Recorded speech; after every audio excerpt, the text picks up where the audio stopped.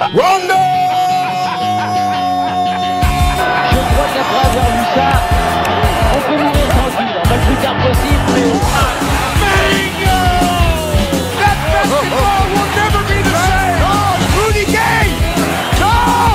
No! Bingo! Bonjour à tous, bonjour, bienvenue pour ce TTFL Podcast épisode 5, épisode exceptionnel. On arrive aujourd'hui donc pour couvrir l'actu du deck numéro 3, revenir sur l'actu du deck numéro 4 avec nous deux laborantins, Adrien, aka Roudou. Comment ça va Adrien? Bon, un beau dimanche. Un beau dimanche. Avec nous aussi Corentin, Uncle Peps. Comment vas-tu Coco? Ça va, super. On a les 10 000. On a les 10 000, ouais. Et donc, votre serviteur ici, Cédric Don Papa. On a également avec nous un consultant, Sportdom, un ancien. Florian, comment vas-tu? Bah, tout va bien. En preview d'un Bucks Kings des familles du dimanche soir. Un superbe Sunday night, attention. Et donc, avec nous, un invité exceptionnel. Vous avez été prévenu. On a fait le buzz hier avec son arrivée. Monsieur Bastien, monsieur le patron de la TTFL, comment vas-tu Bastien? Mais bonsoir, tout va bien, merci à tous. En effet, félicitations pour les 10 000, c'est de la bombe, c'est la base. Merci beaucoup. Merci. C'est aussi grâce à vous, surtout grâce à vous. Arrête, nous on n'a rien fait, t'inquiète. En tout cas, merci d'être là, merci d'être venu dans ce podcast de la famille. Voilà, donc on est très content que tu sois là en tout cas. Merci beaucoup. On va parler un peu tout à l'heure du mythe de Monsieur Elpic, de l'histoire de la TTFL, tout ça. On va discuter de tout ça ensemble pendant 1 heure. Donc merci à tous de nous écouter. On est parti. On aura un menu donc bien sympathique comme d'habitude.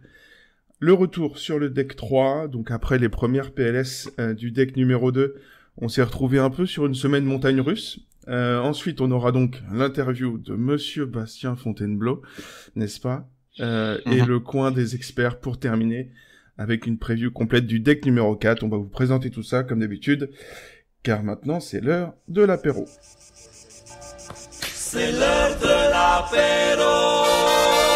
Donc pour commencer, un petit 5 majeur, le classique, on va pas changer nos habitudes, même si c'est monsieur Bastien avec nous aujourd'hui. Corentin, tu es prêt pour ton 5 majeur? Let's go. C'est parti. Donc bon, monsieur Bastien, bonsoir. Bonsoir. Allez, balance la sauce, c'est quoi ton 5? 5, très simple. Je pense que tu as dû les entendre à plusieurs reprises déjà, vu que je sais que tu es un grand fan de notre émission. Donc, on commence simple. Ton équipe préférée? Oui, pardon, excuse-moi. Ok, je te demandais ton équipe préférée. Mon équipe préférée tout court, bon moi c'est vrai que c'est pas mal après relayé que entre Atlanta et San Antonio, j'ai une affection pour ces deux franchises. Plein de gens demandent pour Atlanta pourquoi. Comment? Le Basketix, il a 2 équipes. Ouais, oui. Alors malheureusement, oui, ça arrive. Mais il faut bien qu'il y ait des gens qui supportent les Hawks un petit peu en France. Donc, ouais, ce sont mes 2 équipes de cœur. Après, comme on le dit sur Trash Talk, on aime et on déteste les 30 franchises à la fois, quoi. C'est ça. Ah, t'as bien raison.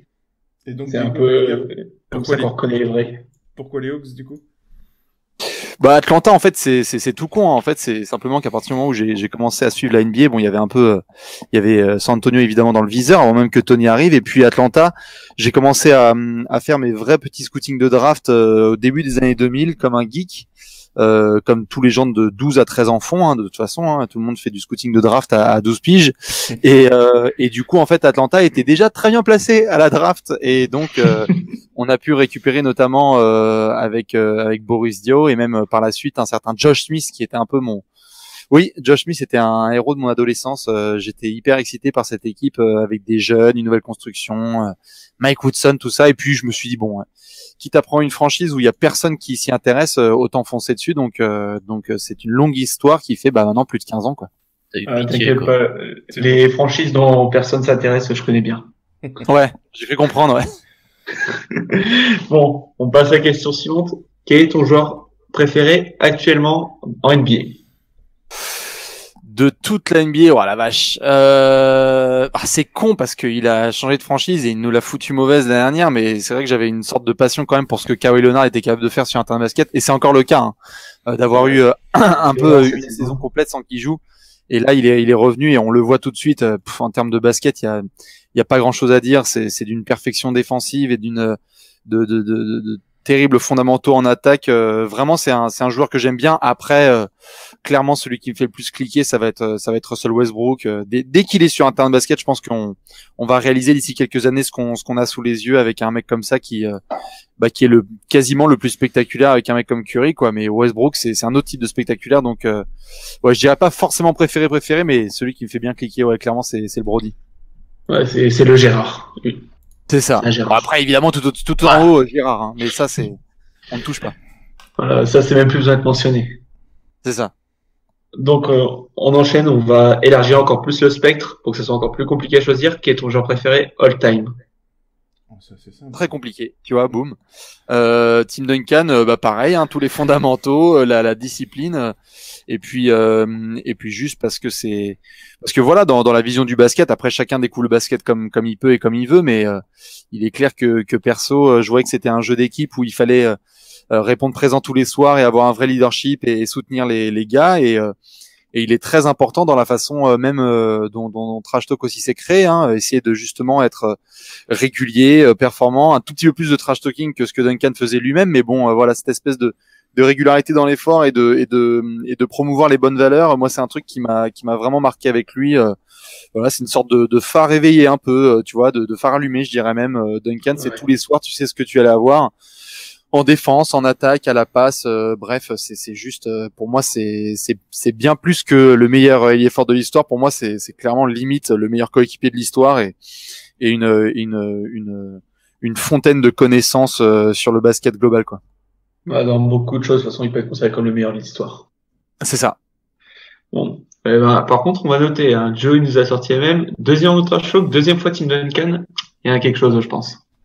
C'est-à-dire? Bon, bah, on avait eu Joe, il nous avait répondu au lieu aussi que son joueur préféré de tous les temps, c'était Tim Duncan. Ouais, malheureusement, ouais, c'est la rédaction. De là, faire une corrélation. Il y a un lien. Rédaction n'est pas oui, bah, évidemment. Pour rentrer.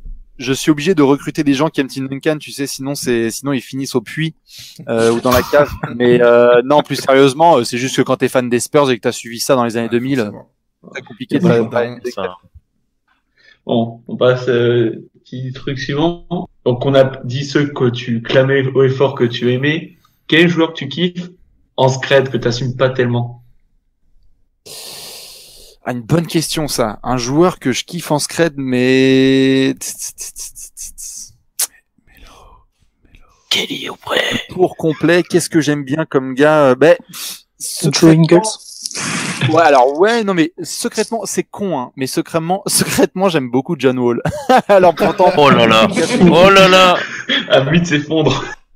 casse les couilles, mais c'est de toute façon, vous l'avez vu, la dernière, j'étais là, genre, allez, dans les apéros, les Wizards, premier de conférence, super, bon, on voit ce que ça donne aujourd'hui. Mais j'aime beaucoup ce que ce joueur est capable de faire, en fait. Il y a des soirs, malheureusement, il y en a pas assez, mais il y a des soirs où tu regardes John Wall jouer et quand il est au max, il est dans la discussion, en fait, avec les tout meilleurs. Et, c'est pas assez régulier, mais pourtant, putain, qu'est-ce que, dans la même veine de ce que j'ai dit là sur les Westbrook, John Wall, quand il est lancé, qu'il est en rythme et qu'il prend des bonnes décisions, donc ce qui est assez rare malheureusement, à regarder, c'est un délice. Ouais, je suis tout à fait d'accord avec toi. C'est juste que moi, j'ai pas la patience, il m'énerve trop. Ouais, bah oui, tu m'étonnes.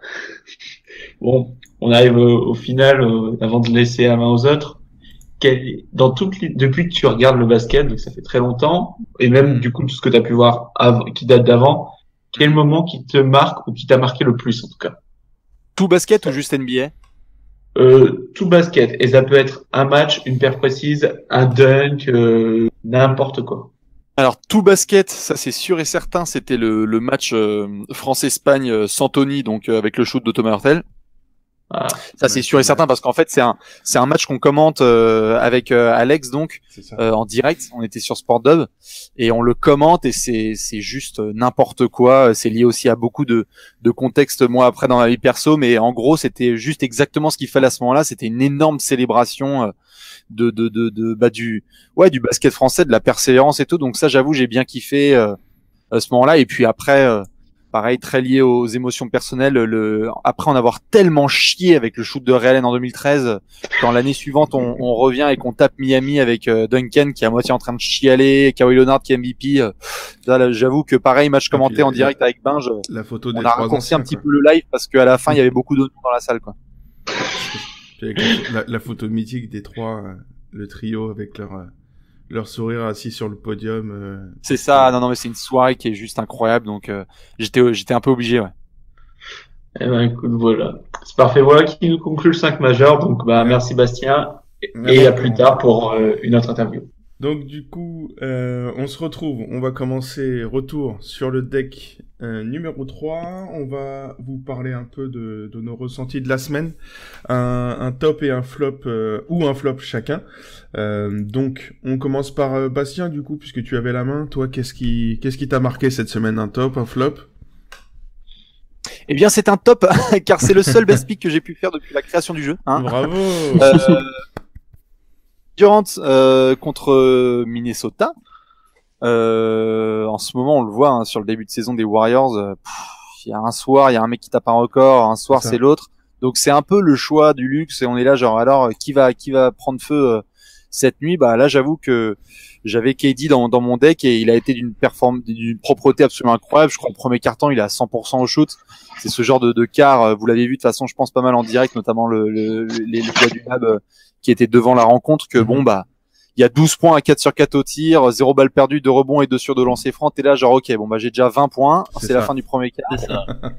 Et il a terminé sa soirée merveilleusement. Best pick le vendredi soir, je crois, je dirais un truc comme ça. Donc gros kiff de pouvoir balancer un gif de best pick, ça m'était pas arrivé depuis quelques saisons quoi. Bah du coup moi perso ça sera Drummond, le flop d'hier. Alors est-ce que c'est vraiment un flop? Mais en fait, ça va devenir un mème TTFL, hein, ce Draymond contre Embiid, je pense. Clairement, voilà, dès le premier regard, on a vu que ça allait recommencer parce que c'était le deuxième match là. Et c'est terrible, quoi. C'est terrible. Il est benché, il arrive pas psychologiquement, il a la ramasse. Donc il nous fait un beau 14. Il a mis quelques PLS. Mais je pense que ça va être un des conseils classiques all-time. Maintenant, Drummond contre Embiid, Embiid, oui, Drummond, non. Ça va être une base, quoi. Adrien, qu'est-ce que toi t'as retenu, toi, cette semaine? Une perf qui t'a marqué? Un bon flop. Damian Lillard, lundi, à Indiana. Le mec, il nous a sorti un début de saison exceptionnel. Et puis, non, pas lundi. Lundi, c'était, non, je suis en road trip, je suis un peu fatigué. J'en rentre pas une. Ça fait 15 points. Il venait d'être élu joueur de la semaine dans nos TTFL Awards. Je pense qu'il a dû carotter pas mal de monde. Tiens, on va pas porter l'âge commune au mec à qui vous donnez les awards. Hein. Grave. Va falloir surveiller ça, ouais. Ok, voilà. Merci beaucoup. Donc ouais, Lillard 15, j'avoue, c'est sale en début de road trip après les awards, c'est tendu. Corentin, du coup, on t'écoute pour ton top ou ton flop de la semaine. Qu'est-ce qui t'a marqué? Écoute, moi c'est un moment de poésie, un moment d'émotion, un moment de grande joie. C'était mercredi soir et on a été retour dans le passé. Quelle soirée. Derrick Rose. Oh là là là là là là. Quelle soirée. On t'écoute, vas-y. Moi, je veux plus en entendre sur le mercredi Panzani, hein. Je pense que là, maintenant, c'est... Là, c'est acté. Là, il a été prouvé. Non, mais c'est quand même all time, c'est incroyable. Non, franchement, c'était... Ouais.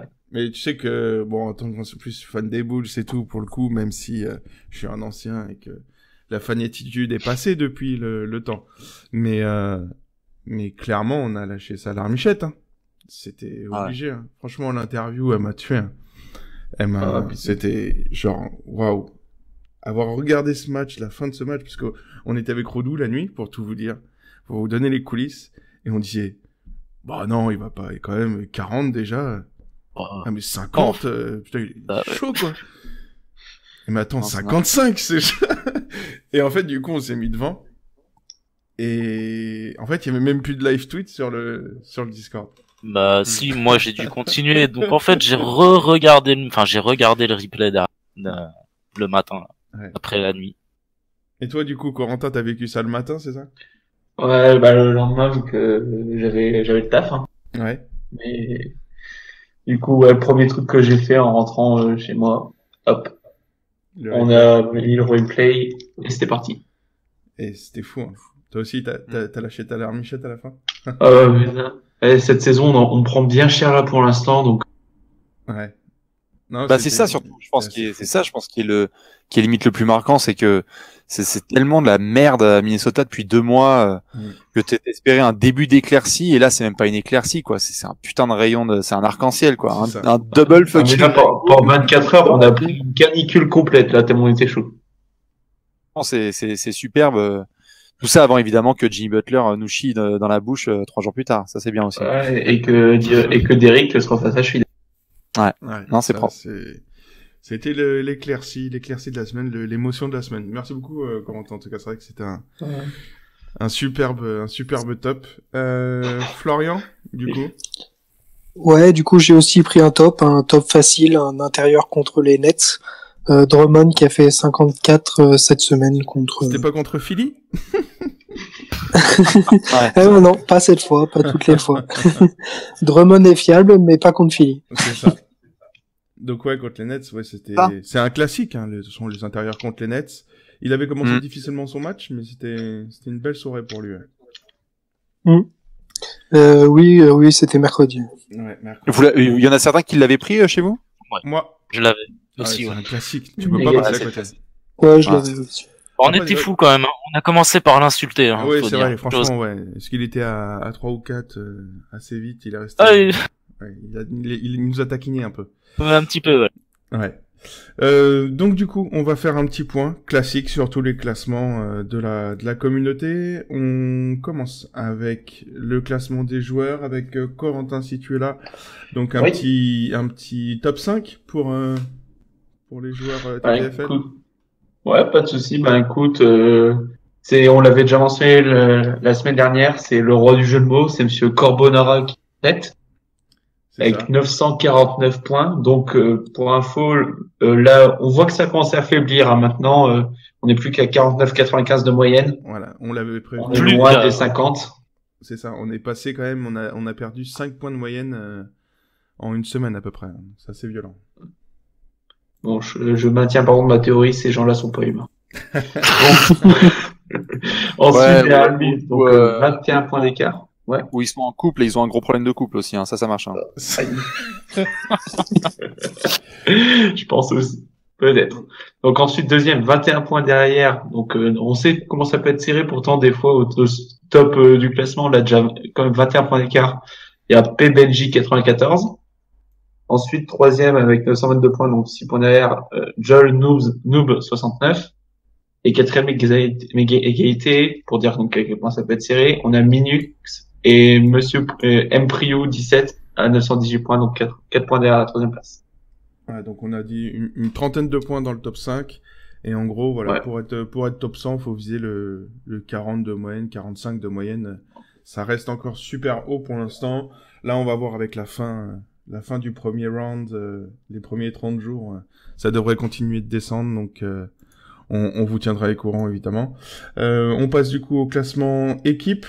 Donc, il y a eu du changement. Enfin, dans le classement équipe cette semaine, qui vient d'arriver avec les yo-yo, les montagnes russes dont on parlait cette semaine. Donc maintenant, premier, la team ALMR, ensuite la team Datas, les anciens qui sont toujours là. On a la zone de conf, donc les copains de Kevin Durant. Quatrième, on retrouve la team Narbonne, donc les champions qui ont perdu 3 places cette semaine. Alors, ensuite, pour compléter le top 5, on a donc les Knicks France. Donc, ce qui est assez étonnant, c'est que déjà dans le top 5, on retrouve 2 du podium ou des 4 premiers de la semaine de l'année dernière.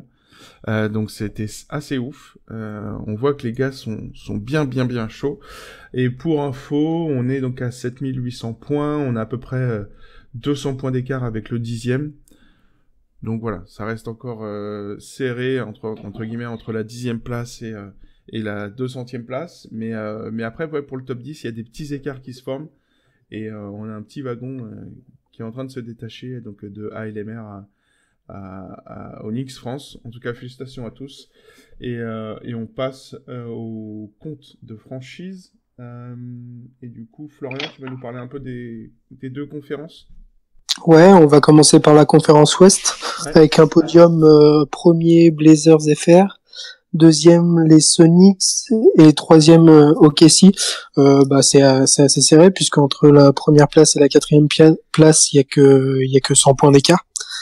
Donc la bataille est rude. Et en dernier playoffable, on a les Kings et à la place du con, on a les Spurs qui sont à 323 points de la première place. Donc c'est plutôt assez serré. Ouais, ça reste jouable. Et à l'Est, du coup, ça se passe comment? Et à l'Est, c'est un peu plus ouvert. On a les Knicks en première place, toujours, qui était là à la première place la semaine dernière. On a Châteauroux en deuxième position, et ensuite on a les Celtics en troisième position. Et le dernier playoffable, c'est les Pacers, et à la place du con, c'est Détroit. Ouais, Pistons FR. Qui a fait une sale nuit à moins de 250 points. C'est vrai que ça a été une nuit compliquée. Ils ont fait la pire nuit de l'Est, je crois, hier. Ça a été ils ont fait même la pire nuit de toutes les franchises. Ouais, c'est ça, la pire nuit des franchises, ouais. Ça a été, ils sont même sortis des playoffs juste hier. Ils étaient en playoff hier matin, c'est assez difficile. Et merci du coup Florian. Du coup, on se donne aussi rendez-vous dès ce lundi pour les TTFL Awards que vous avez vus. On va décerner nos 3e Awards donc pour récompenser tout ça, toutes les équipes, les joueurs, que ce soit du TTFL ou de NBA. Dès demain. Ensuite, pour terminer donc ce petit récap, on va parler des leaders NBA. Donc en leader pour le titre de MVP, on a Embiid, 52,7 points de moyenne avec 9 matchs joués. On a Curry, 48,5 points de moyenne avec 10 matchs joués. Et donc Davis, 47,3 avec seulement 6 matchs joués. Ces petits pépins l'ont empêché de jouer un peu plus. Donc on va suivre ça. Et on a quand même à noter Blake Griffin, 5e, avec 45 points de moyenne.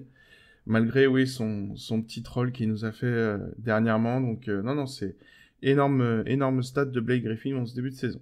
Au niveau du rookie de l'année, la course au rookie de l'année TTFL, on a donc premier Ayton, 35 de moyenne avec 8 matchs.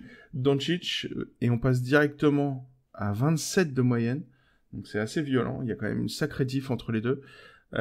Et ensuite, dédicace à Monsieur Bastien, Monsieur Trae Young avec 25,6 de moyenne. Répète. Monsieur Trae fucking Young. Monsieur, comment non, Trae Best Pick Young, c'est ça? Qui a déjà eu son Best Pick au bout du... C'est quoi, c'était le premier dimanche, je crois? Ouais, c'est ça, je pense à Cleveland, c'était au bout de 3-4 matchs. 4 matchs, ouais. C'était assez fou. Voilà, les caves, et puis, pour terminer le top 5, on a Begley et Wendell Carter, qui sont à un peu plus de 20 points de moyenne. Donc, pour l'instant, c'est pas mal, mais on voit déjà un gros écart entre Ayton et Doncic. Et pour finir, le classique, la course au leader des best picks. On a donc KD avec 3 best picks déjà, un trio Embiid, Curry et Lillard avec 2 best picks. Et on se retrouve quand même après, si je ne me trompe pas, 19 picks. On a déjà 6 best picks pour Golden State. Dans le plus grand des calmes, autant dire que un jour sur 3, c'est un joueur de Golden State qui fait best pick. Tout va bien. Ça va bien limiter le nombre d'étoiles, cette histoire. Il y a des joueurs d'ailleurs qu'on va attendre par la suite. Vous connaissez la TTFL depuis longtemps. Il y a des gars. Bon, après vous allez peut-être en parler par la suite, mais beaucoup de gros clients aussi qu'on attendait la saison dernière qui démarrent timidement leur saison et qui vont monter en température. Yanis notamment.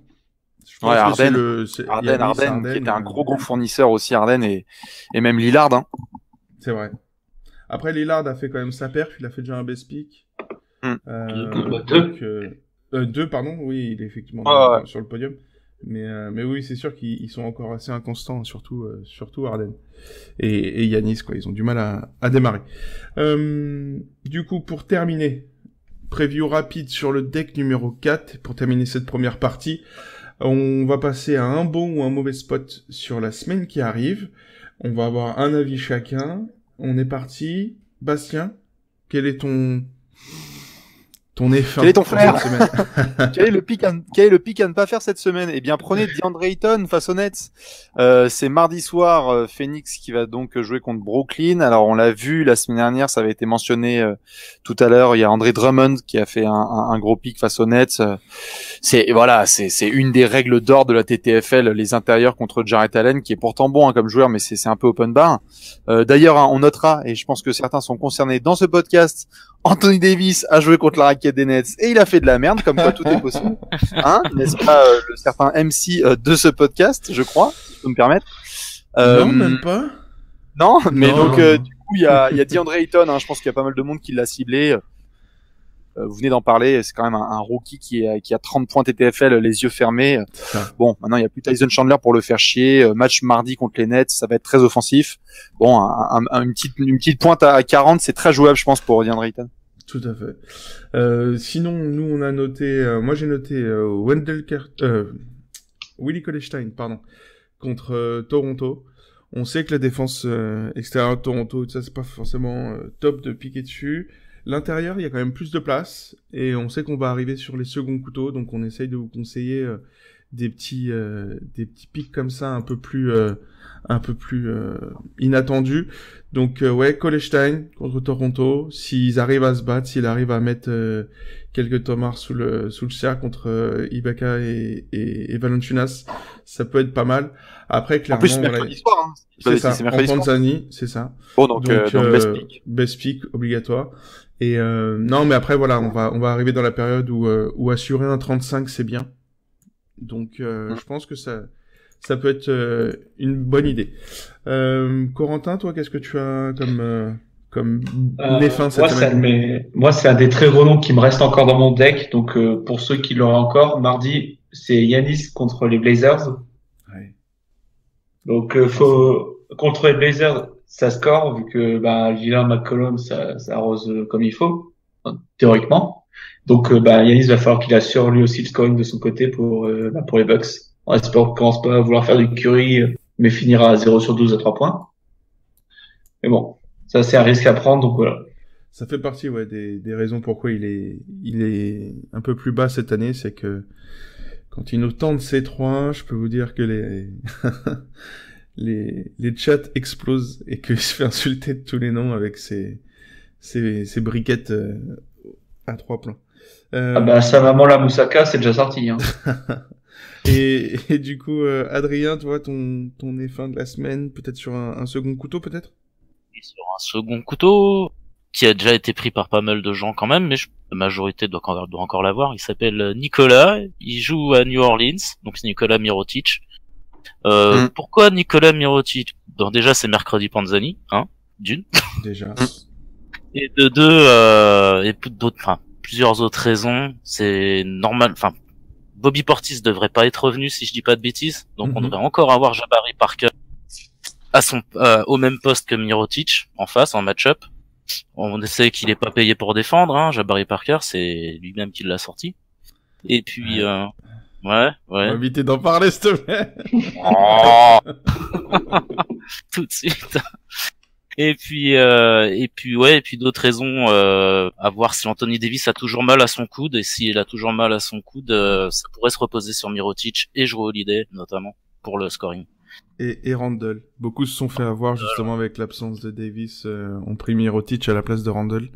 Mais c'est vrai que après c'est un peu le trio qui un peu difficile à prévoir, mais ouais, j'avoue, Mirotic contre les Bulls, ils vont sans doute lui laisser son match, quoi. Il y a des chances. C'est retrouvailles entre Mirotic et son ancienne franchise. C'est quand même généralement le genre de truc qu'on entoure sur son calendrier. C'est ça. Juste dommage qu'il n'y ait pas les retrouvailles avec Portis en même temps.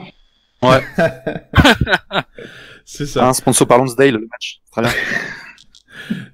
Et du coup, pour terminer, Florian, toi, ton F1 ou ton bon ou ton mauvais spot de la semaine prochaine? En bon spot, j'avais quand même envie de parler de Kyrie Irving qui commence à se réveiller un peu après sa coupe de cheveux de cette semaine. Ouais. Contre Utah vendredi. On sait que la défense de Utah, c'est une défense élite, mais en ce moment ils sont pas trop en forme, ils sont sur 3 défaites de suite. Et puis contre Ricky Rubio, je pense que ça peut faire un bon petit score TTFL. Ok, Kyrie, nickel. C'est vrai qu'avec la pace qui augmente, c'est pas mal, hein. Pour les scores TTFL, on voit les effets directs. Et du coup, Florent, on enchaîne aussi pour terminer donc cette première partie avec les 3 joueurs importants à éviter. Je crois qu'on les quelques blessés parmi les plus connus. Du coup, oui, on a toujours Kevin Love là qui vient d'être opéré et qui va être absent au moins 6 semaines. Et de Marcus Cousins et Isaiah Thomas qui n'ont toujours pas, enfin qui vont toujours pas rejouer. On n'a toujours pas la date de retour sur les parquets. Ok. Eh bien écoute, c'est la fin de cette première partie. Merci à tous. On va passer donc à la partie interview de ce podcast. Merci à tous ceux qui nous écoutent pour la version courte. On se retrouve juste après le jingle. Interview de Monsieur Bastien.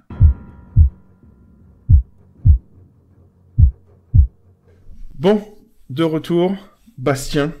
Monsieur Bastien, comment vas-tu ?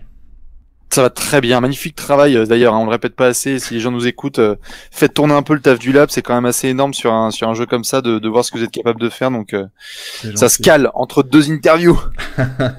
C'est gentil, c'est gentil.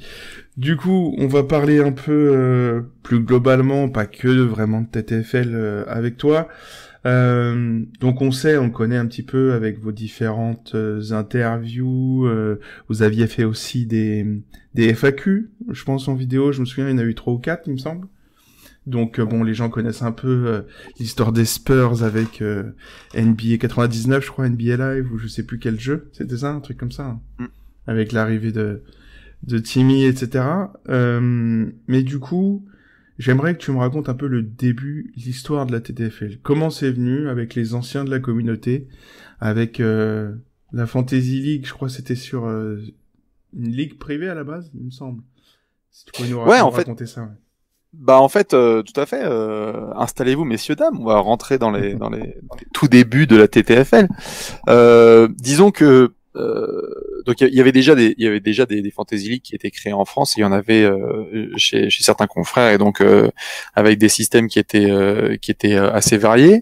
Et puis vu qu'on lançait Trash Talk et qu'on avait besoin de trouver un jeu sympa, pendant les playoffs, la NBA mettait à disposition un jeu de fantasy où pendant les playoffs on choisissait un joueur et puis il disparaissait. Enfin voilà, c'était Road to the Finals, je crois que ça s'appelait. Qui était donc un jeu de fantasy mis par NBA, et donc on avait créé une ligue privée et évidemment dès la première année on est la plus grosse ligue privée au monde. C'est-à-dire que tout de suite en termes de participants c'était le bordel. On avait fait gagner 2-3 trucs, mais bref, c'était juste pour tester un petit peu les eaux.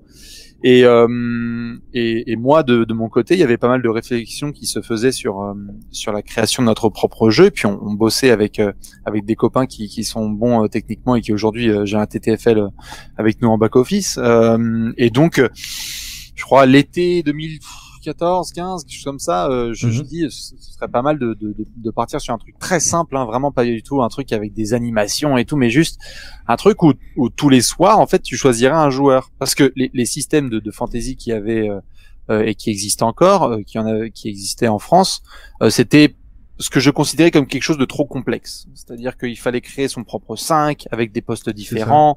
Il fallait parfois gérer son salary cap. Bref, si t'es un geek, c'est génial. Moi, j'y ai participé, c'était super. On en faisait nous aussi dans l'équipe, même avec ESPN et avec d'autres sites français.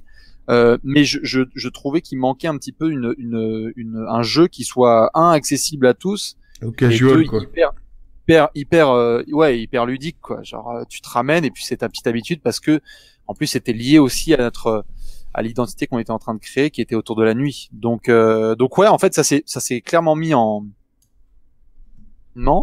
et à chaque fois je le répète parce que c'est clairement le cas, c'est pas du tout une punchline par rapport à la beauté de la DTFL, mais j'ai littéralement pensé à ce système de jeu et l'algorithme et à tout le suite, à tout ce qui va autour, au chiottes, hein. Donc j'étais vraiment en mode bon bah écoutez, on va essayer de voir ce que ça peut donner avec cette base là, et elle a pas trop été changée depuis, et c'est vraiment, pour ceux qui connaissent le jeu depuis les débuts, c'est vraiment quasiment la même version, hein. Il y a eu des améliorations évidemment, mais en tout cas le système de jeu a très très peu changé, puisque simplicité, on a vu qu'il a cartonné, efficacité, quoi. Ouais, voilà. Et puis on voulait voir si ça allait prendre. On créait une communauté, on voulait voir s'ils allaient prendre au jeu. Et puis dès la première saison, On a vu que c'était des barres monstrueuses avec le hashtag TTFL et les gens qui s'envoyaient des putains de gifs tous les matins parce qu'ils crisaient sur leur score. Puis tout de suite les premières équipes et tout. C'est ça. Et puis il y avait même pas encore les premières équipes. Donc ensuite on a instauré l'équipe et on s'est dit ok, donc ça peut être pas mal. Il y avait même pas encore le système de play-off. Et donc en fait au fur et à mesure on a vu qu'il y avait moyen de vraiment s'éclater en laissant une liberté totale à nos réflexions, à nos pensées et voilà. Et aujourd'hui on en est là et il reste encore des milliards de choses à faire, mais ouais, c'est ça un petit peu le chemin de toute la TTFL. C'est un délire, mais pour qu'il soit accessible à tout le monde. C'est ça. La simplicité et histoire de rendre addict une communauté, puis aussi de voir des matchs dont on n'a pas l'habitude. Ça pousse les gens à ça aussi. C'est vrai que c'est assez sympa, ça, du coup. énormément. C'est ça. Et nous, de regarder les stats et puis ça pousse les gens à aller chercher plus de contenu toujours. Donc ça c'est super qualitatif à ce niveau-là aussi. On a plein de gens et ça c'est notamment un des plus gros. Il y a deux très gros cadeaux personnels, héritages que je retire moi très personnellement de la TTFL. C'est la première chose, c'est que il y a des gens qui sont devenus potes. Moi c'est fou, hein. Il y a des gens qui, enfin voilà, même je le vois là, sur cette émission, mais avec le lab, mais aussi avec d'autres équipes. On a des gens qui de la même région se sont croisés au bahut, tu vois, et en fait ils se retrouvaient à la cour de récré pour parler de leur score de TTFL du soir. Il y en a qui se sont croisés en vacances, il y en a qui sont devenus amis, il y en a qui se sont clashés, qui se sont remis ensemble.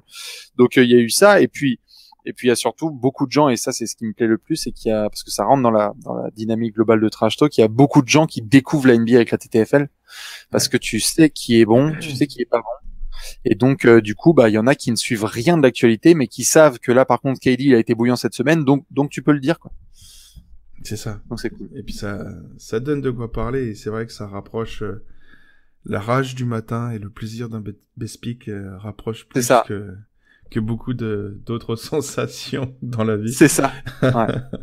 Et puis puis on compte plus, je pense, après moi pour l'avoir vécu aussi en équipe et être devenu pote avec pas mal de gens, découvrir, arriver dans la communauté et puis ton premier team chat, les chats privés où ça part en sucette parce que un tel fait de la merde ou qui met 3 briques à 3 points de suite et tout, c'est un délire. C'est des sensations.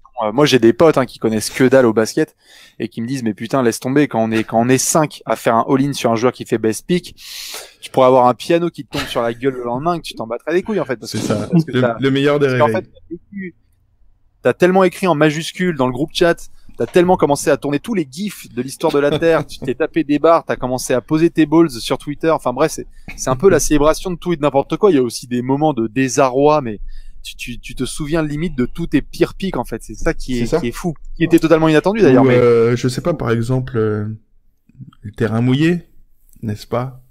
Les joueurs, les matchs annulés. Ça aussi, c'est mythique. Ça fait partie des choses mythiques pour toi de la TTFL de toute façon.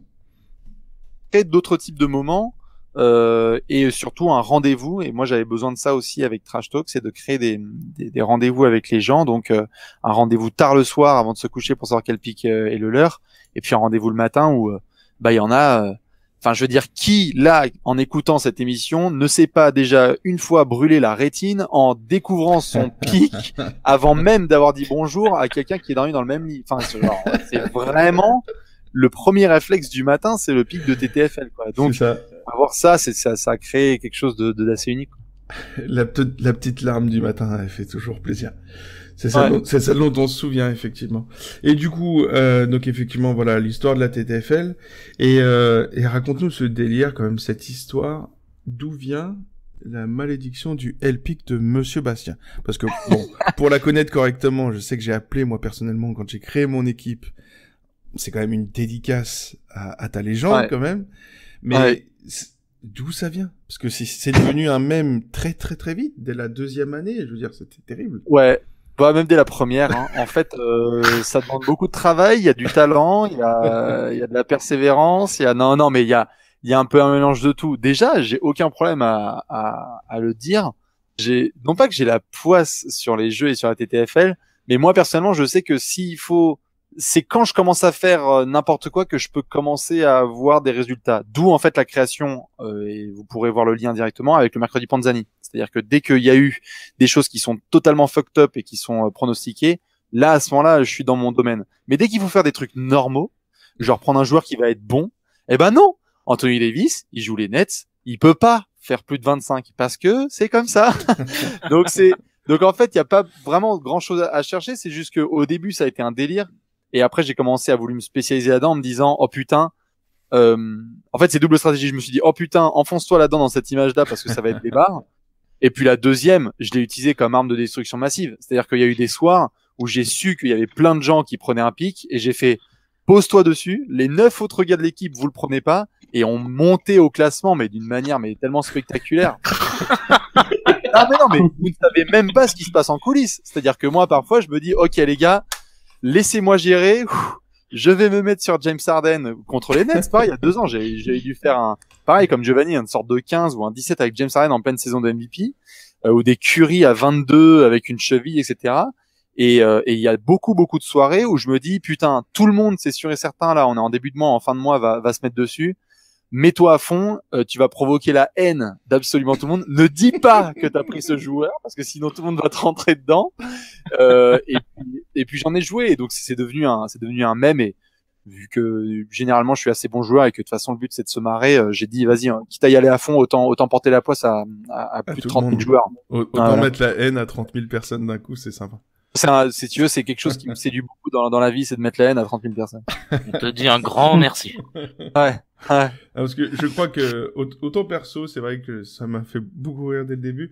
Autant Adrien, c'est pas trop ton truc, c'est que c'est souvent lié au pic, c'est historiquement, en fait, je crois. C'est ça, ouais, c'est ça. En fait. À chaque fois qu'on prend le même joueur, enfin personnellement, j'ai l'impression, c'est peut-être une fausse, mais à chaque fois qu'on prend le même joueur tous les deux, ouais, on fait, c'est un pic de merde. Par contre, quand on prend pas le même joueur, tu peux nous faire du 101 avec Harden, tu vois. Ouais. Ah mais c'est ça, mais ça c'est le 31 décembre, on est d'accord. Oui, c'était le 31 décembre. Harden c'est 97, donc c'est YOLO en fait, il y a pas de, c'est tout le temps comme ça, il y a tout le temps des pics n'importe quoi et qui passent. Ok. En tout cas, merci pour cet historique et puis je pense que ça va être utile aussi pour tous les nouveaux parce qu'il y en a beaucoup cette année, beaucoup de nouveaux, que ce soit des nouvelles équipes ou des nouveaux joueurs, des nouveaux arrivants cette année, on en a énormément. Et d'ailleurs, merci à tous pour les follow, les retours, etc. Et n'hésitez pas de continuer de poser les questions, en tout cas c'est cool. Et on essaye de filer un coup de main à notre ami Bastien dès qu'il y a besoin. Yes. Et dans l'enfer de la TTFL. Dans l'enfer du hashtag TTFL.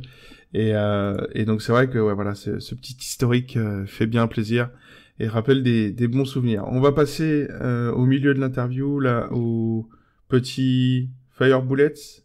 Ah, on a notre nom à nous. Corentin, je te laisse la main. Let's go, c'est parti. Bon, on se retrouve Bastien. Yes.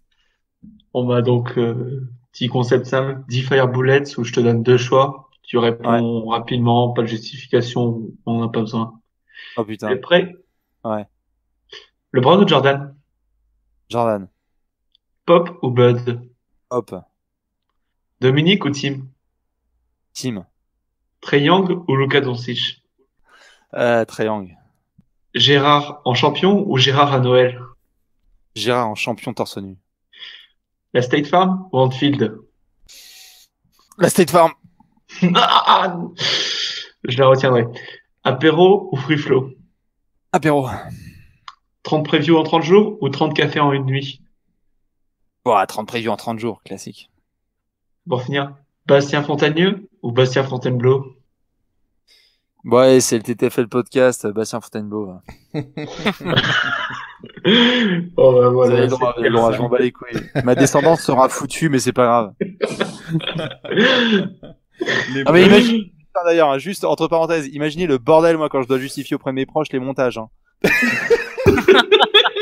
D'ailleurs, c'est tout à fait personnel, mais moi, j'ai une famille à devoir protéger. Hein.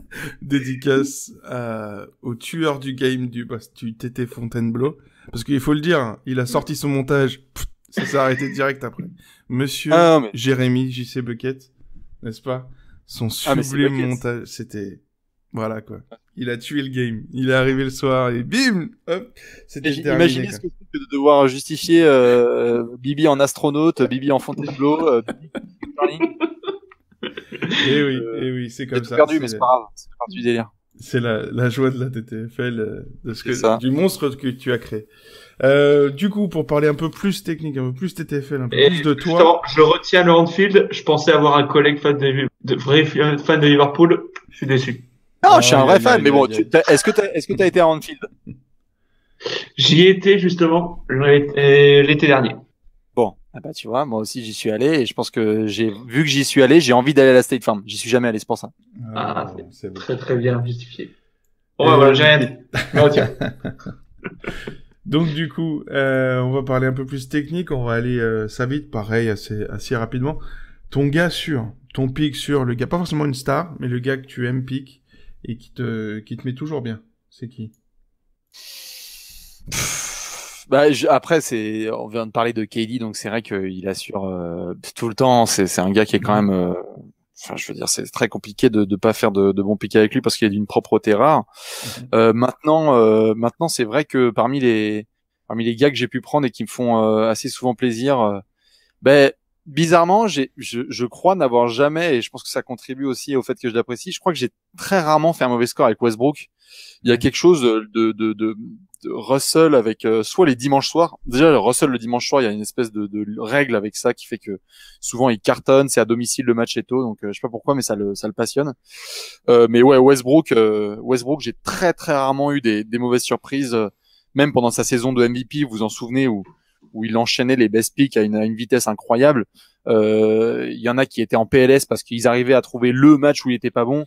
Mais non, Westbrook, moi très souvent ça a été des très bons pics, donc je crois que j'ai jamais dû faire avec lui moins de 40, et là il m'a tapé un petit 47 contre Charlotte, donc très propre, toujours. On était ensemble, on est d'accord.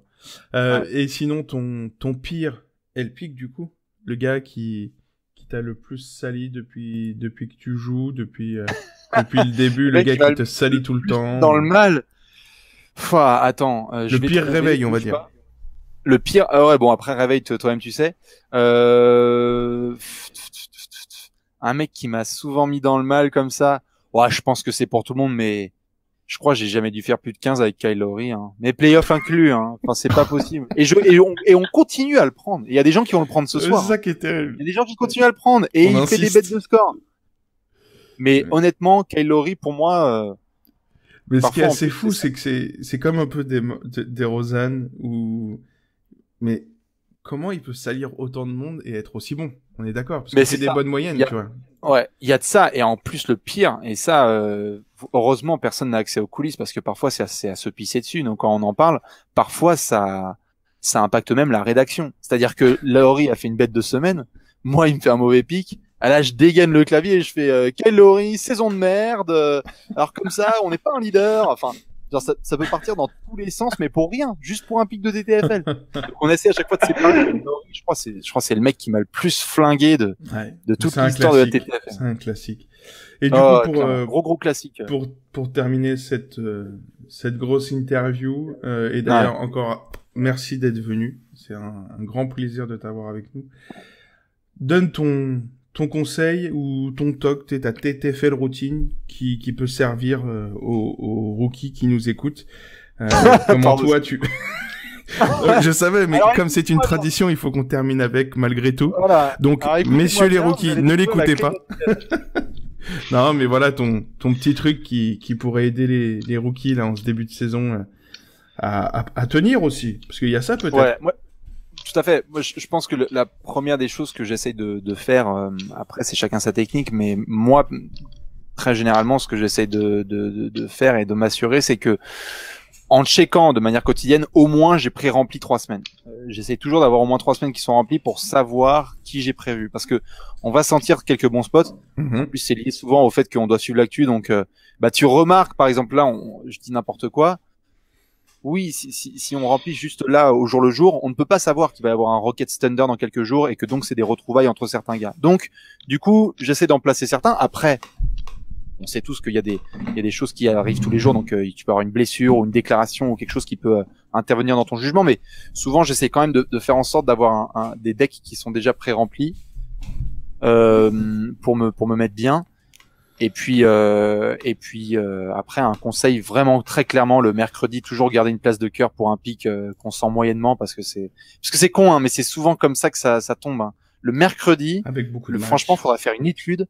Le nombre de autoporteurs best pick, Derrick Rose best pick, je ne sais pas qui best pick. On a eu des mecs, mais ça a été n'importe quoi. Je je trouve que c'est toujours cool de garder une petite place comme ça, non pas pour dégringoler dans le classement, mais pour pour se la péter un peu, quoi, dire bah ouais mec, j'ai fait 44 avec Ish Smith, quoi. Je trouve ça stylé. Je trouve que ça donne encore plus de piment au jeu, donc non, j'ai pas vraiment plus de conseils que ça, si ce n'est de toujours bien penser à checker ses decks de manière régulière, quel que soit le rythme de vie de chacun. Moi j'évite de le faire à 23h30, c'est parce que sinon on est trop influencé par ce qui vient de se dire, ça discute dans tous les sens sur Twitter.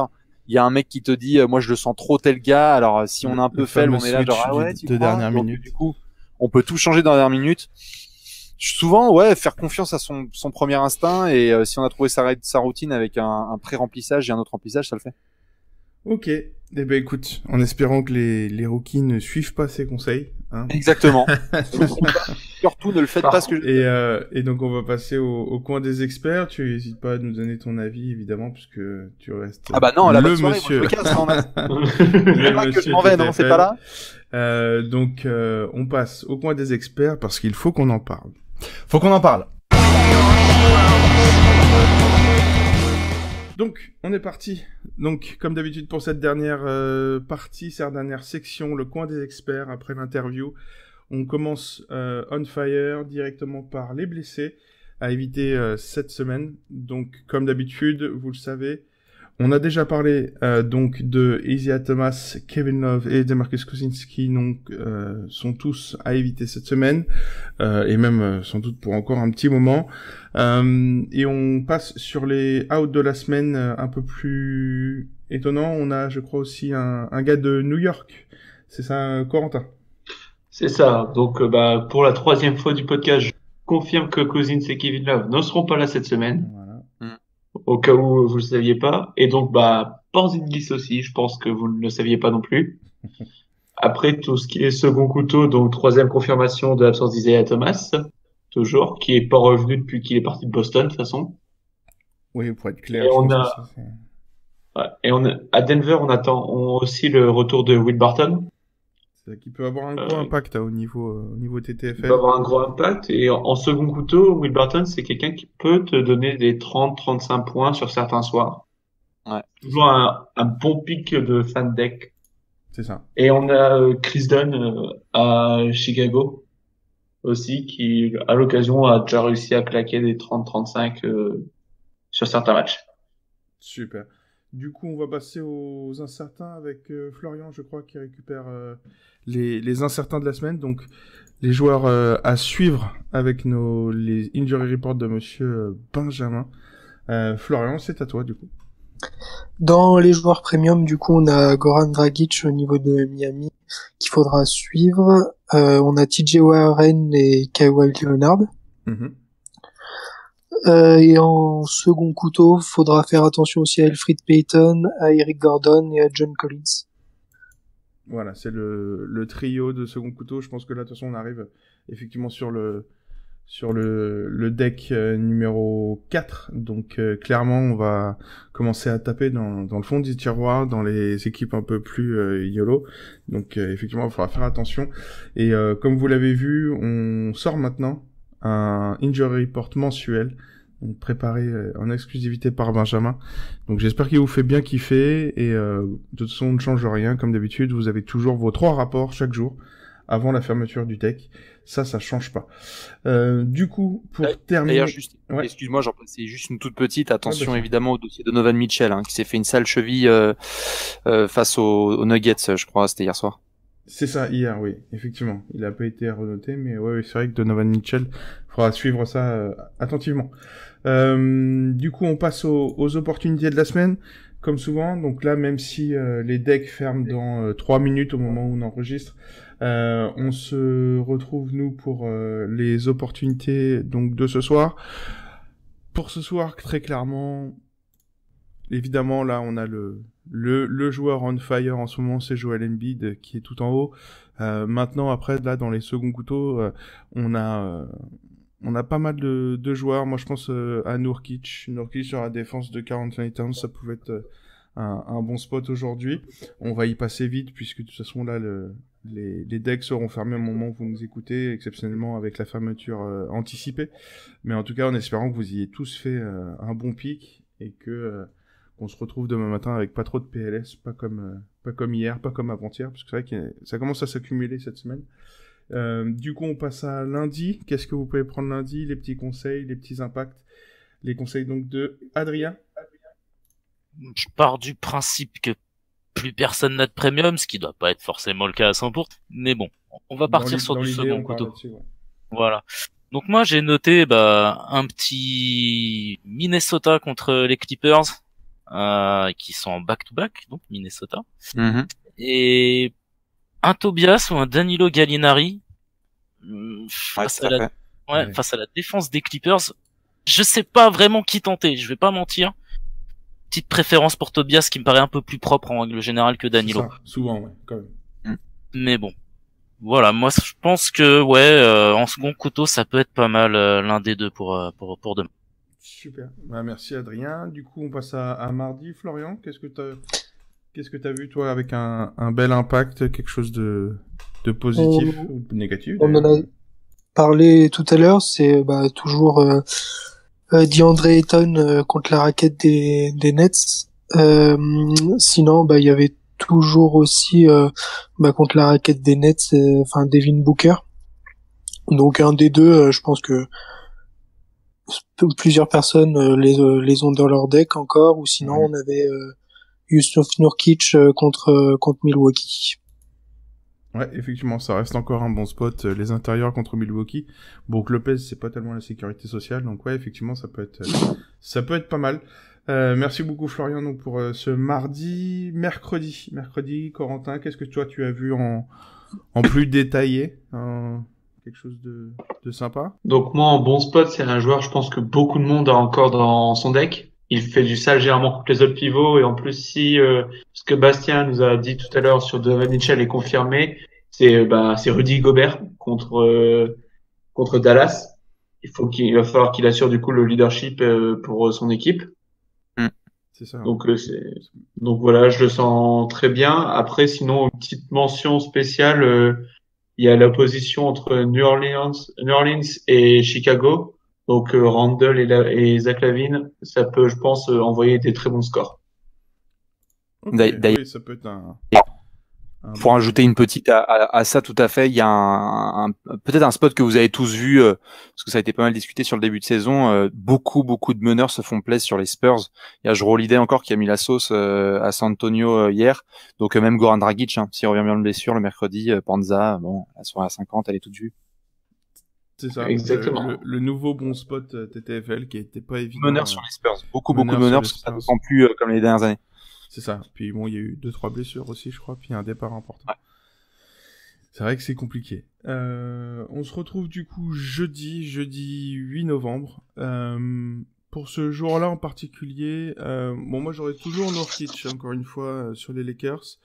Mais sinon, on peut se retrouver avec un petit Steven Adams dans les seconds couteaux. Steven Adams contre Capella. Alors c'est pas la folie pour l'instant, à voir comment évolue le jeu au niveau des Rockets, voir si ça se stabilise au niveau défensif ou pas. Mais le champion des rebonds offensifs face à Capella, physiquement il le domine en général et tout ça, donc ça peut être pas mal. Et puis après, si vous êtes vraiment dans du YOLO, on peut se retrouver avec on aura le Nerlens Noël en sortie de banc, on pourra avoir aussi du Montrezl, éventuellement contre Portland, contre Nurkic. Ça peut être. Ce qui a été mentionné aussi samedi avec les Clippers, c'était, redites-moi qui venait de parler de Tobias Harris et de Danilo Gallinari. Adrien, oui. Ouais, c'était Adrien, c'est ça. Pareil, contre Portland, aux dernières nouvelles, Portland est capable de prendre des gros cartons. C'est LeBron qui s'est fait plaisir. C'est ça. Donc, non, pourquoi pas, voilà, Montrezl ou. Après, c'est toujours le souci, par contre, avec les Clippers, que ça soit pour jouer des pivots contre eux ou pour jouer Montrezl, c'est combien de temps joue Boban. Donc à partir de là, c'est toujours le question, et donc le côté un peu YOLO, mais ça peut être un très bon spot. Tu me permets vite fait une mention pour justement, c'est l'homme en forme à Boston en ce moment. On a Marcus Morris qui débarque à Phoenix. Oh boy. Si vu la défense intérieure de Phoenix, ça peut faire mal. Ça peut faire très le retour en plus. Le retour. Et du coup, on passe à vendredi. Adrien, qu'est-ce que tu as trouvé toi de sympa ce vendredi? Un joueur qu'on pourrait considérer comme premium, en tout cas que moi je considère comme premium, que personne n'a joué, je pense, parce qu'il revient de blessure. Il est revenu de blessure vendredi. Il s'appelle Dwight Howard. Alors, ok, c'est Wizards, ça peut faire peur, je peux comprendre. Mais il joue contre Orlando. D'accord, Mobamba est arrivé. Il joue quoi, 15-20 minutes pour l'instant, Mobamba, je crois, de mémoire. Prend la sauce tout le temps, t'as raison. Voilà, c'est ça. Ouais. Vucevic, c'est pas un énorme défenseur. Je pense que Dwight Howard, il peut faire son 20-12 tranquille, quoi, contre Orlando. Ça serait mon conseil pour vendredi, ouais.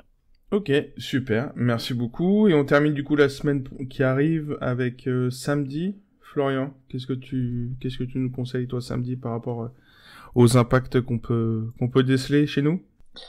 Du coup, faut faire attention samedi à DeMar DeRozan qui joue contre Houston.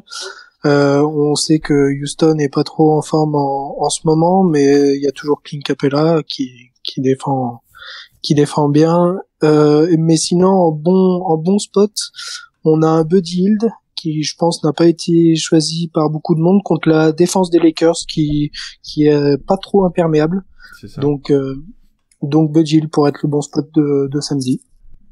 Super. Écoute, merci beaucoup. Merci Florian, Adrien, Corentin pour tous ces bonnes opportunités. On va terminer du coup toi Bastien, pardon, du coup, qu'est-ce que tu retiens là, de la semaine qui va arriver?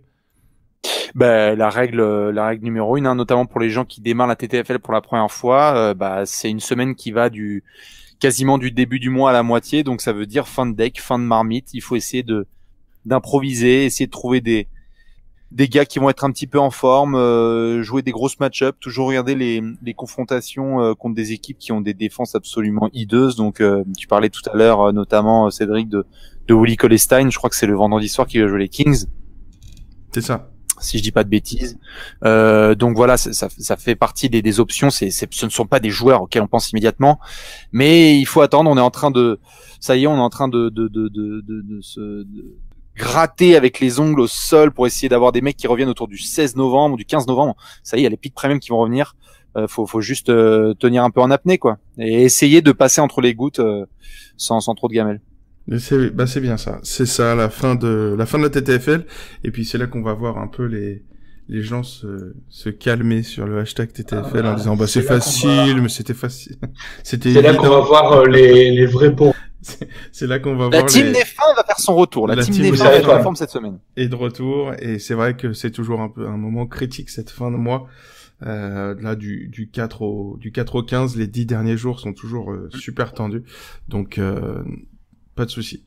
En tout cas, merci Bastien, merci à tous, merci à vous. Montin, merci Florent. On passe, merci à tous ceux aussi qui nous ont écoutés. On va terminer ce podcast. Ça fait un petit peu plus d'1 heure qu'on est ensemble. C'était un grand plaisir de t'avoir avec nous, Bastien. Merci beaucoup. Yes, merci à vous tous.